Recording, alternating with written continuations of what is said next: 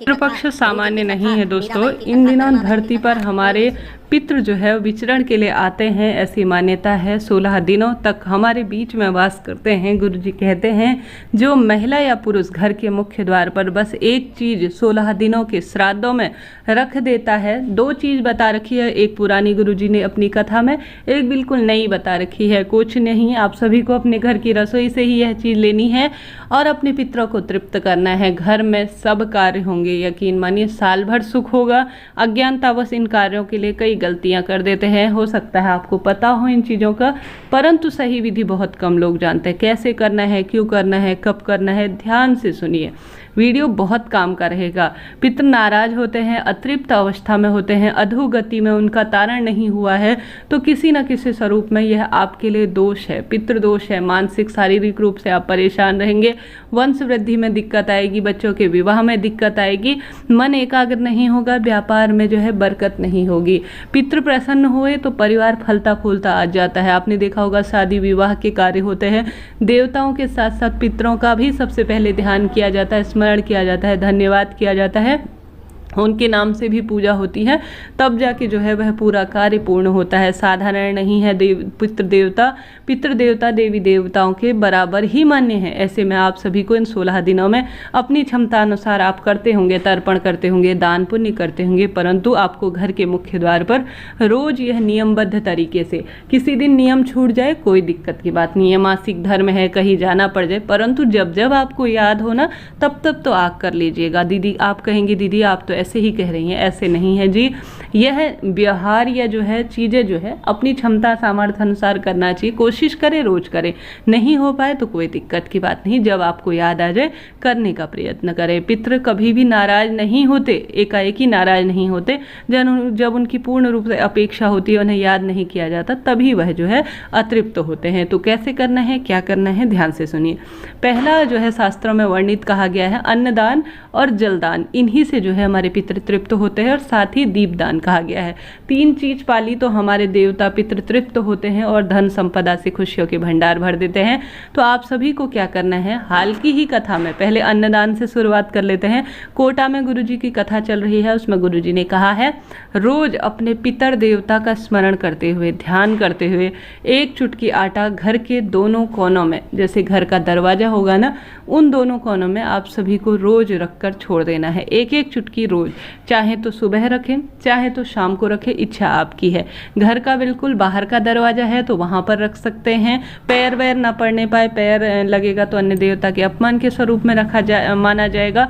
आप चाहे एक छोटी सी कटोरी में रख सकते हैं, चाहे तो किसी ऐसे ही जो है आप जमीन पर छोड़ सकते हैं, कोई दिक्कत की बात नहीं है। कटोरी में 1-1 चुटकी रोज रख दीजिए, चाहे तो डिस्पोजल वाली कटोरी में या सामान्य कटोरी में, इच्छा आपकी है। फिर इस कटोरी को ले जाकर अगर वहीं पर से कोई जीव जंतु खा जाते हैं, जैसे घर के बाहर रख रहे हैं, तो कोई दिक्कत की बात नहीं है, अति उत्तम है। अगर आप सभी कटोरी में रख रहे हैं तो दूसरे दिन उठाकर उसे जो है पितरों ने उसे चख लिया है, पितरों ने उस भोग को स्वीकार कर लिया है, पितृ देवता तृप्त हो गए हैं, फिर चिड़िया कबूतर को उस आटे को पकड़कर डाल दीजिए।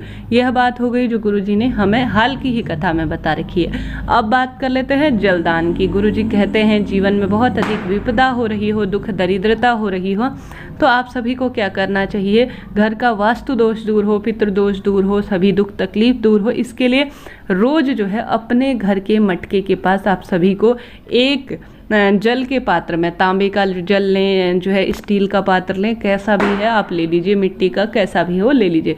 पूरे रात्रि को जब आप सब कार्यों से फ्री हो जाते हैं, खाना वाना खा लिया, सब काम हो गया, किचन भी साफ हो गया, उसके बाद जो है आप सभी एक जल का लोटा अपने पितरों के नाम से अपने रसोई घर में रखकर छोड़ दीजिए। ठीक है, रखकर छोड़ दिया, फिर उस जल के ऊपर एक कटोरी रख दीजिए।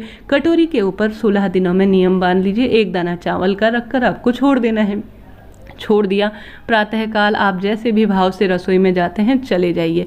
उसके बाद जो 1 दाना चावल का है ना, मेरे पितृ तृप्त हो, शिवलोक में उन्हें स्थान प्राप्त हो, अधोगति में गए जो जीव हैं उनका तारण हो, इस भावना से मात्र 1 चावल का दाना, तो आपको पूर्ण रूप से जब आप शिव पूजा करते हैं ना, जिस भी विधि से करते हैं, जल चढ़ाते होंगे, घर पर करे, शिव मंदिर में, इच्छा आपकी है, जो 1 दाना रोज आपने चावल लिया है उसे शिवलिंग पर जो है समर्पित कर देना है। साथ ही एक जल का लोटा भी समर्पित करना है। बासी जल नहीं डालना है, इस बात का भी ध्यान रखिएगा। नया ताज़ा साफ स्वच्छ जल ही लीजिएगा, ठीक है। वह जल का लोटा समर्पित करें, साधारण सरल तरीके। अब जो पुराना आपने रात्रि में जल लिया है ना, उसे आप सभी को घर के मुख्य द्वार पर छिड़कना है। रोज इन बचे हुए 16 दिनों में नियम बांध लीजिए। अब आपको दरवाजे पर छिड़कना है इस भाव से कि मेरे घर पर किसी का किया कराया है मुख्य द्वार पर तो वह दूर हो, मेरे घर के मुख्य द्वार पर मेरे पितृ आए हैं तो वह पूर्ण रूप से तृप्त हो जाए। यह भावना से आपने जो बासी जल मटके के पास रखा हुआ रात में समर्पित कर रखा है, उसे आप सभी को घर के मुख्य द्वार पर रोज छिड़क कर छोड़ देना है। बस यही प्रक्रिया है। बचे हुए दिनों में प्रयत्न करें, रोज करें, ना कर पाए कोई दिक्कत की बात नहीं है।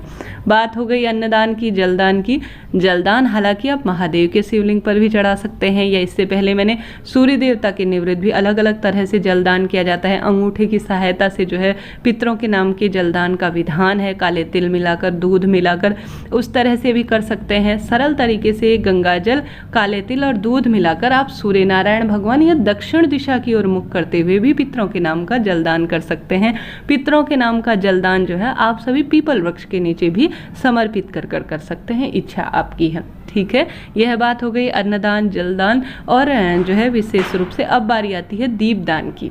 दीपदान जो है आप सभी को रोज शाम के समय दक्षिण दिशा की ओर लंबी बत्ती का, घी का दीपक या तिल्ली का दीपक ही, तिल्ली के तेल का दीपक ही पितरों के नाम का लगाया जाता है, आप जानते होंगे। तो आप सभी को रोज जो है दीपदान करना ही है। यह बात हो गई। साथ के साथ आप सभी भक्तजन जरूर से अपने पितरों के निवृत्त अन्नदान करते होंगे। ब्राह्मण जी को घर पर बुलाकर एक दिन भोज करवाएं। रोज किसी जरूरतमंद की सेवा करते हैं तो वह करें। चींटी, चिड़िया, कबूतर, गौ माता, स्वान इत्यादि और कौवे इत्यादि का भी भोग जो है पंचबली के रूप में कहा गया है, उस स्वरूप में आप करते हैं, अज्ञारी के माध्यम से करते हैं, अति श्रेष्ठ है। यह अपनी क्षमता सामर्थ्य अनुसार है, परंतु सरलतम भाव से एक चुटकी घर के मुख्य द्वार पर एक दीपक, जल का लोटा वाला तो आप नियमबद्ध तरीके से। अब आपके मन में यह भी आ रहा होगा कि मेरे तो पितरों का श्राद्ध द्वादशी के दिन हो गया, एकादशी के दिन हो गया, या जो है एकम के दिन हो गया, या जो भी पंचमी, अब मुझे करने की आवश्यकता नहीं है। ऐसा नहीं है जी। 16 दिन के श्राद्ध, 7 पुस्तें कही गई है, पीहर पक्ष ससुराल पक्ष दोनों तरफ की, कभी ना कभी किसी न किसी की तिथि पड़ती है, हम उन्हें भूल चुके होते हैं, या जो है किसी न किसी स्वरूप में आप सभी जानते होंगे पितरों की कोई ना कोई तिथि होती है। 7 पुस्तों तक हमने उसका तारण कर लिया, उन चीज़ों का हो गया हमसे, फिर भी हमारा कर्तव्य बनता है 16 दिन में नियमों का पालन करें। भले ही आपने श्राद्ध कर्म कर दिया है, परंतु कोशिश करनी है नियमों से आप सभी चलें और इन कार्यों को करें।